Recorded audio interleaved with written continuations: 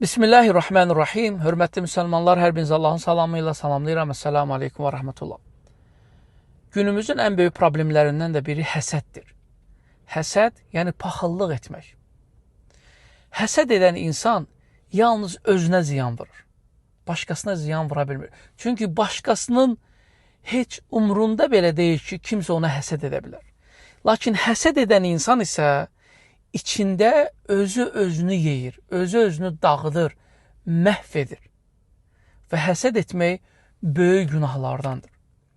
Oca Allah bizlərə Quran-ı Kərimdə həsəd edənin həsədindən Allaha sığın deyə buyurur. Oca Allah buyurur, وَمِنْ شَرِّ حَاسِدٍ اِذَا حَسَدٍ Həsəd edənin həsədindən Allaha sığın. Həmçin həsəd edən insan Allahın qədərinə qarşı çıxan insandır.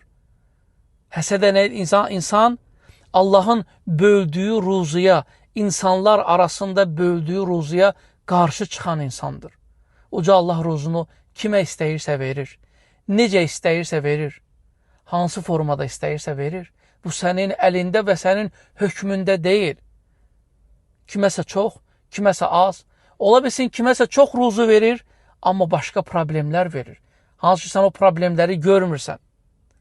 Ola bilir kiməsə böyük bir mal, dövlət, övlad, amma digər tərəfdən xəstəliklər, sıxıntılar, başqa böyük problemlər, streslər və depressiyalar həmin insana yaşadır.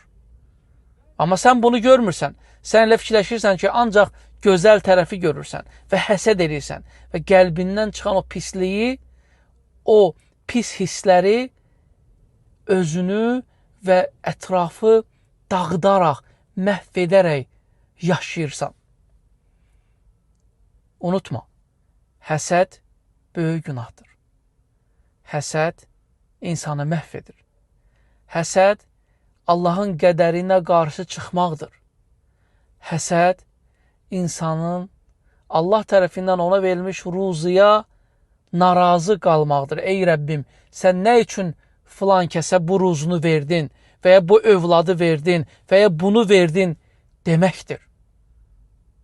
Özünüzü qoruyun həsəddən və həsəd edənlərdən. Esselamu aleykum və rəhmətullah.